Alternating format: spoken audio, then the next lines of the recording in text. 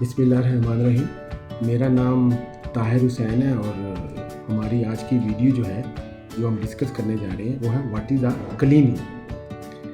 असल में इस वीडियो में हम ये देखेंगे कि क्लीन रूम जो है उसको कैसे क्लासीफाइड किया गया क्लीन रूम के डिफरेंट गाइडलाइंस में।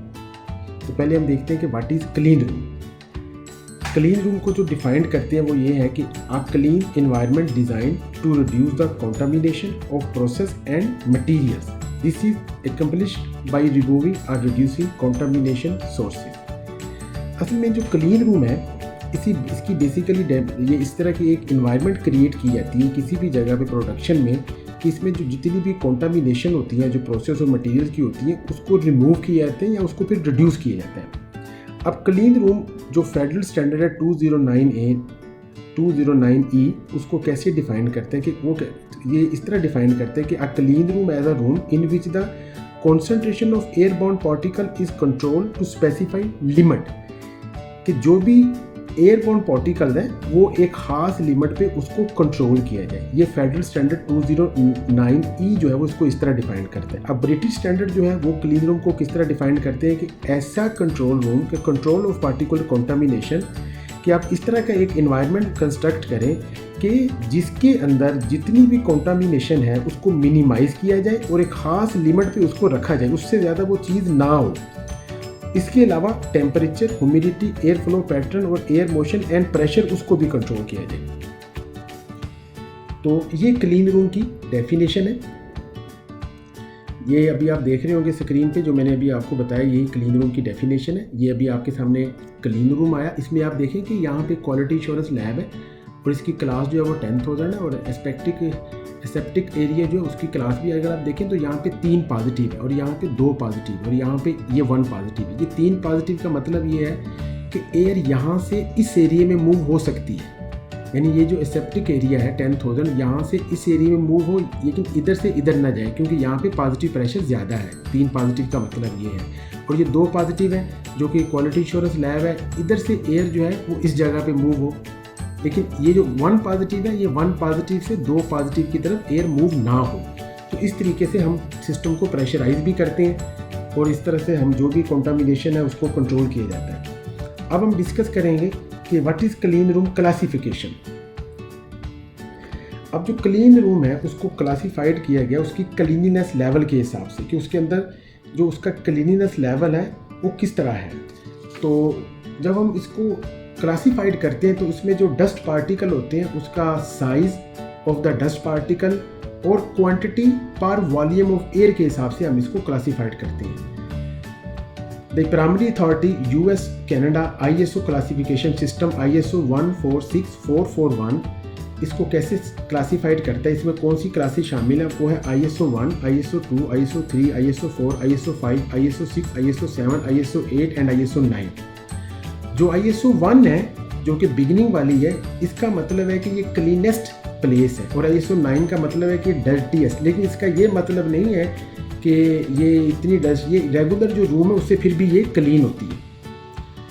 अब ओल्ड फेडरल स्टैंडर्ड जो 209 है उसमें जो अभी हम जो बात कर रहे हैं जो FED STD 209E जो स्टैंडर्ड है उसमें हम क्लासेस लेते हैं 100,000, 10,000 और 1,000, 100, 10, 1 ये उसमें क्लासेस होती हैं। लेकिन अब ये क्लासेस अभी भी इस्तेमाल हो रही हैं मार्केट में, हालांकि ये 2001 में इसको ख़त्म कर दी लेकिन अभी भी ये इस्तेमाल हो रही हैं।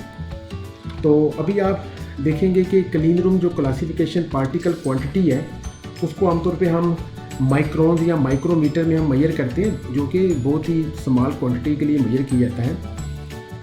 अब ये है कि क्लीन रूम में अगर आप देखें तो जैसे अभी एक टेबल आया, इसमें आप देखें कि ये ISO क्लासेस है और ये वाली जो है FED STD 209 ये वाली क्लासेस है। ये FED स्टैंडर्ड 209 जो है इसमें क्या होता है कि इसमें हम 0.5 माइक्रोन्स साइज हो या इससे बड़े वाला जो साइज होगा उसको हम पर क्यूबिक फुट में मेजर करते हैं। जैसे क्लास 1 है इसमें जो है 0.5 या इससे बड़े साइज़ के जो पार्टिकल्स होते हैं वो 1 से ज़्यादा नहीं होने चाहिए जो कि पर cubic foot volume of air में। इसी तरह जो क्लास 10 है इसमें 10 पार्टिकल से ज़्यादा नहीं होने चाहिए, 0.5 माइक्रोन जो पार्टिकल है। इसी तरह क्लास 100 है, इसमें 100 से ज़्यादा नहीं होनी चाहिए। फिर क्लास 1000 में 1000 से ज़्यादा नहीं होनी चाहिए, इसी तरह नीचे। अब जो है हम जो यूएस क्लासेस ISO, उसमें क्या है कि जैसे ISO 1 है, इसमें जो हम वॉल्यूम ऑफ एयर लेते हैं वो पर क्यूबिक मीटर में लेते हैं, जबकि हम 209A में पर क्यूबिक फीट में लेते थे एयर वॉल्यूम। अब जो यूएस क्लास है, इसमें हम जो एयर वॉल्यूम पर क्यूबिक मीटर में लेते हैं, जैसे ISO 1 है, इसमें क्या है कि जो 0.1 माइक्रोन साइज ऑफ पार्टिकल है, इसकी क्वांटिटी जो है वो 10 से ज़्यादा नहीं होनी चाहिए। इसी तरह 0.2 माइक्रोन जो पार्टिकल है, इसकी क्वांटिटी जो है वो 2.37 से ज़्यादा नहीं होनी चाहिए। इसी तरह 0.5 माइक्रोन की क्वांटिटी 0.35 से ज़्यादा नहीं है। ISO क्लास 1 की बात हो रही है। अगर मैं ISO क्लास 5 में जाऊं तो इसमें जो 0.1 माइक्रोन जो पार्टिकल है वो 1 लाख से ज़्यादा नहीं होने चाहिए, और जो 0.2 माइक्रोन जो पार्टिकल है वो 23,700 से ज़्यादा नहीं होने चाहिए, और 0.5 माइक्रोन जो है वो 3,520 से ज़्यादा नहीं होनी चाहिए। अगर मैं 5 माइक्रोन की बात करूं पार्टिकल की, तो वो 29 से ज़्यादा नहीं होने चाहिए। इसी तरह ISO क्लास 6 है, ISO क्लास 7, ISO 8 है। तो ये ISO है, और ये मैंने आपको बताया कि जो 209E जो स्टैंडर्ड है, इसमें क्लास 1 जो है उसकी जो सिमिलरिटी और एक्टिविटी है वो आपकी ISO क्लास 3 से है, रिजेंबलेंस है उसकी। ISO 5 जो है वो आपकी जो क्लास 100 है उसके साथ है। इसी तरह क्लास 1000 है वो इक्वल है तो ISO क्लास 6। इसी तरह ISO 7 जो है वो इक्वल है जो क्लास है 10,000। इक्वल का मतलब ये कि इसमें जो भी जो एक्टिविटी होगी और उनमें सिमिलरिटी है, जो भी इसकी है वो उनमें सिमिलरिटी, यानी ये क्लासेस एक दूसरे के सेम तरह का ही काम इसमें होता है। इसके अलावा अब हम देखेंगे कि यूरोपियन इकोनॉमी, जो यूरोपियन जो डील करता है ये क्लीन रूम की क्लासेस को, यानी यूरोपियन इकोनॉमिक कम्युनिटी EEC जो वो एब्रीवेशन है, European economic community guidelines for clean room. पहले हम ये देखेंगे कि ये गाइडलाइंस फॉर क्लीन रूम क्या है। असल में ये जो गाइडलाइन है इसको क्लासीफाइड किया गया है 4 अल्फ़ा ग्रेड्स में, A, B, C and D में। और ये जो गाइडलाइन है इसमें जो नंबर ऑफ पार्टिकल आते हैं इस क्लीन रूम में, उस 2 कंडीशन में आते हैं। पहली कंडीशन है रेस्ट और दूसरी कंडीशन है ऑपरेशन। अब रेस्ट क्या है? रेस्ट का मतलब ये है कि रेस्ट कंडीशन उस कंडीशन को कहते हैं कि जब अंदर इक्विपमेंट हो, इंस्टॉल्ड हो, ऑपरेटिंग हो, लेकिन ऑपरेटर कोई नहीं, यानी आदमी अंदर कोई ना हो, क्लीन रूम के अंदर इक्विपमेंट और वो ऑपरेशन कंडीशन, उसको कहते हैं रेस्ट कंडीशन। और दूसरी कौन सी? Operation condition. ऑपरेशन कंडीशन में क्या होता है कि अंदर आदमी कोई काम ना कर रहा हो, लेकिन नहीं, ऑपरेशन कंडीशन ये है कि आदमी भी अंदर काम करे और इक्विपमेंट भी जो वो भी ऑपरेटिंग कंडीशन में, ये है ऑपरेशन कंडीशन। अब हम देखेंगे कि ये जो EEC जो है, जो कि यूरोपियन इकोनॉमी कम्युनिटी है, इसमें जो है वो कैसे डिफाइन किया गया है ग्रेड्स A, B, C और D को। ये जो है यहाँ पे जो डस्ट पार्टिकल है उसको हम 1 cubic metre volume of air में लेते हैं, और हम ये देखते हैं कि how many particle are generated और how many particle are present. तो इसमें 2 तरह की कंडीशन है, एक रेस्ट कंडीशन है जैसे कि मैंने पहले बताया, और दूसरी के एट ऑपरेशन कंडीशन।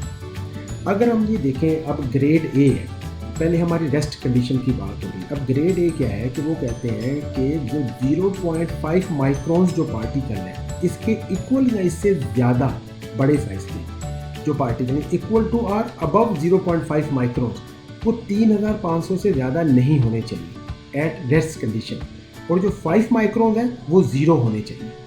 इसी तरह जो ग्रेड B है उसमें यह है कि जो 0.5 माइक्रोन है वो 35,000 होने चाहिए और 5 माइक्रोन 0 होने चाहिए। इसी तरह जो ग्रेड C है उसमें है ये 3,50,000 माइक्रोन, 0.5 इससे ज़्यादा नहीं होने चाहिए, और जो 5 माइक्रोन है वो 2,000 होने चाहिए। इसी तरह ग्रेड D भी आएगी, इसी तरह ही डिफाइन है। अब ऑपरेशन कंडीशन जो जैसा कि मैंने बताया कि वहाँ पे आदमी भी काम कर रहे होंगे, तो उसमें क्या है कि जो 0.5 माइक्रोन है उसी तरह 3,500 से ज़्यादा नहीं होने चाहिए और 5 माइक्रोन 0 होने चाहिए। ग्रेड B में ये 3,50,000 0.5 माइक्रोन नहीं होने चाहिए, और जो 5 माइक्रोन है वो 2000 से ज़्यादा नहीं होने चाहिए। इसी तरह ग्रेड सी और ग्रेड डी जो इसके लिए कोई डिफाइंड नहीं है, कोई ऐसी शर्त नहीं है ग्रेड डी के लिए।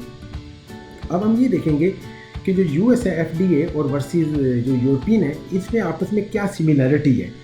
इसमें ये सिमिलरिटी है कि जो grade A and grade B है वो क्लास 100 के बराबर है, ग्रेड सी जो है वो क्लास 10,000 के बराबर है और ग्रेड डी जो है वो क्लास 100,000 के बराबर है। अच्छा, इस बराबर से मतलब ये है कि इसमें जो पैरामीटर्स हैं और जो एक्टिविटी परफॉर्म होती हैं क्लीन रूम के अंदर, उनमें सिमिलरिटी यानी एक ही तरह के काम होते हैं। तो ये हमने आज की जो वीडियो डिस्कस की वो क्लीन रूम की क्लासिफिकेशन के बारे में की है। तो उम्मीद है कि ये वीडियो आपको पसंद आई होगी इंशाल्लाह। Thank you very much.